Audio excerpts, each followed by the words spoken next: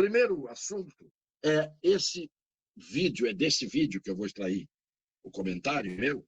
O plenário do Tribunal Superior Eleitoral decidiu manter no ar vídeos em que Lula chama Jair Bolsonaro de genocida. Em discurso no Nordeste, no final de julho e início de agosto, o petista disse que sua gestão e a de Dilma fizeram mais pelo agronegócio do que esse genocida que está aí, sem mostrar provas. Depois, Lula usou os termos fascista, miliciano, mentiroso, negacionista, desumano, pessoa do mal e covarde para se referir a Bolsonaro. Advogados do chefe do executivo acusaram o petista de promover tentativa de captação antecipada de votos e ofensa. No entanto, segundo Carmen Lúcia, Alexandre de Moraes, Ricardo Lewandowski e Benedito Gonçalves, não é qualquer crítica contundente que fere a honra e caracteriza a propaganda eleitoral negativa. Os magistrados alegaram ainda que os termos usados por Lula se enquadram na liberdade de expressão. A liberdade de expressão é basculante.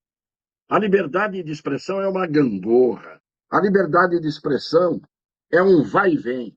E se eu dissesse aos caríssimos Lewandowski, caríssimos como ironia, mas se eu dissesse ao Lewandowski, à dona Carmen, ao seu Benedito Gonçalves, o mesmo dos tapinhas no rosto, dos chamegos do Lula, e ao Alexandre de Moraes, se eu dissesse que eles são milicianos, que eles são pessoas do mal, que eles são genocidas, que eles são fascistas, que eles são mentirosos, será que eles achariam que eu estaria no meu legítimo direito de manifestar o meu pensamento de acordo com a, para eles, sacrossanta Constituição, ou não? Ou eu estaria ofendendo? Ou seria injúria, ou seria difamação, ou seria calúnia, ou eu teria a minha rede social retirada do ar? Não, porque eu quero saber o critério. Porque tem gente que diz algo contra os ministros e sofre as consequências, porque nem tudo pode ser acolhido pelo termo liberdade de expressão. A liberdade de expressão é até aqui. Daqui para cá não é. Muito bem. E qual é, então, a dimensão da liberdade de expressão? Chamar o presidente da República de miliciano, pessoa do mal, genocida, fascista, mentiroso, está dentro da liberdade de expressão? Ou depende de quem é que é chamado com essas expressões? Se quem é chamado com essas expressões for o presidente da República atual, aí a liberdade de expressão de quem disse tudo isso a respeito dele. Mas dependendo de se for outra pessoa, cuja honra, cujo perfil são mais transparentes, são mais invulneráveis, são mais protegidas, essas pessoas. Há pessoas que são de madrepérola e há pessoas que são feitas de ferro fundido. Quem é feito de ferro fundido pode ser chamado de miliciano, pessoa do mal, genocida, fascista, mentiroso, ainda que seja o presidente da República. Como Lewandowski, Carmen Lúcia, Benedito Gonçalves, Alexandre de Moraes, são pessoas de madrepérola, são pessoas de cristal, têm uma honra maior do que a dos outros, no conceito deles, evidentemente. Tem uma hipertrofia do ego, são muito mais suscetíveis, se melindram mais. Então, deles não se pode dizer nada. Estamos falando, meus amigos, caríssimos seguidores, de um tribunal. O tribunal não tem palpite. O tribunal não tem opinião. O tribunal decide, e decide segundo a Constituição e as leis. Se o tribunal tem que decidir de acordo com a Constituição e as leis, ele tem que aplicar o mesmo critério, o mesmo rigor ou a mesma benevolência para todo mundo, em situações iguais. Não é o tribunal que vai tomando sempre um lado e entender que alguns podem dizer algumas coisas, dentro do critério de que é livre a manifestação do pensamento. Mas outros não podem dizer algumas coisas, restringindo-se o critério da manifestação do pensamento. É, mais uma vez, o torto. É, mais uma vez, o torto. E isto, eu considero uma ofensa aos milhões de brasileiros que têm lado. Se formos ver as decisões contrárias ao presidente e as decisões contrárias ao candidato Luiz Inácio da Silva, vão ver a diferença de critério. naquilo que é igual.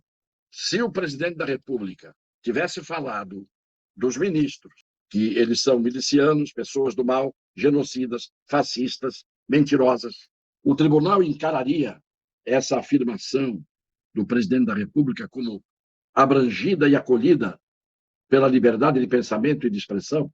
Eu duvido. Vamos ao segundo vídeo. E Lula enviou uma carta ao Papa Francisco descrevendo, do seu ponto de vista, o atual cenário político no Brasil. A correspondência deve ser entregue pelo vereador de São Paulo, Eduardo Suplicy. Em vídeo publicado nas redes sociais, Suplicy descreve o conteúdo do documento, onde o petista diz que um eventual segundo turno seria um risco e, sem provas, disse haver chance de risco de um suposto golpe de Estado.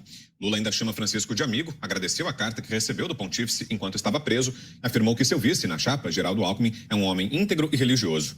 O Luiz Inácio da Silva disse, está dito. É um atestado, é muito mais do que um dogma, é mais do que uma bula papal.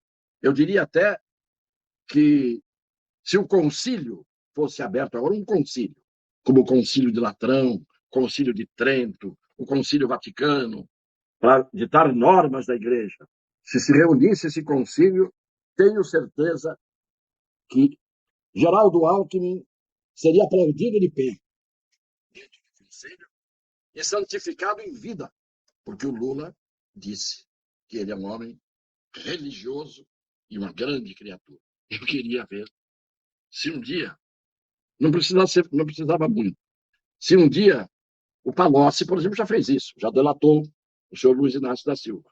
E é evidente que o Palocci, que antes era um semideus da economia na gestão do ex-presidente, agora é um bandido, no juízo do ex-presidente.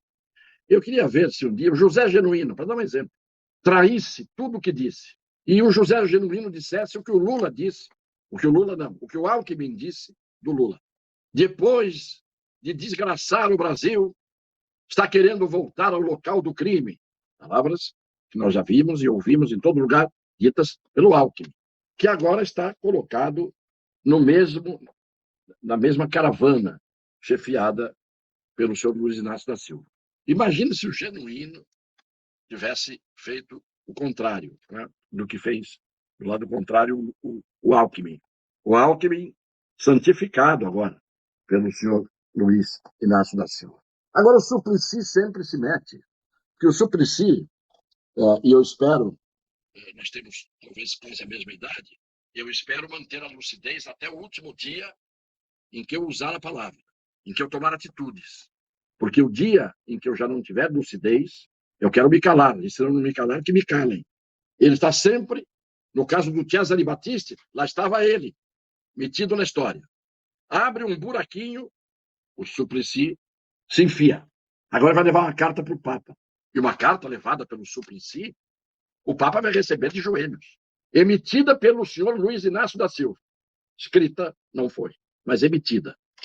E levada pelo Suplicy, os sinos do Vaticano, da Basílica de São Pedro, vão tocar durante 3 dias. E o Suplicy, para fazer sempre o comercial dele, acabou divulgando em suas redes sociais o conteúdo dessa carta. Mas ele não era só o carteiro, ele não era só o mensageiro, ele não era só o estafeta, o portador da carta. Como é que ele vai para as redes sociais e divulga a carta antes de ela chegar ao destinatário? E o destinatário não é o João das Couves, é o Papa Francisco. E o Suplicy vai e põe nas redes uma carta que ele não escreveu, que ele vai levar ao Papa e divulga. Então, estão enrolando o Papa numa manobra política, ou o Suplicy já não está tão lúcido e está fazendo essas coisas. Quando ele diz, segundo o Suplicy, está na carta isso, que segundo turno é um risco. Segundo turno das eleições, se as eleições forem limpas e transparentes, é uma consequência da democracia. Os 2 mais votados vão competir no segundo turno. Como é que eles escrevem que há um risco de haver segundo turno? Como risco de haver segundo turno?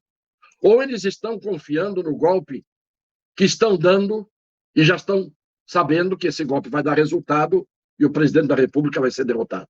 Qual é o risco que existe no segundo turno? Estão enrolando o Papa Francisco? Estão mentindo?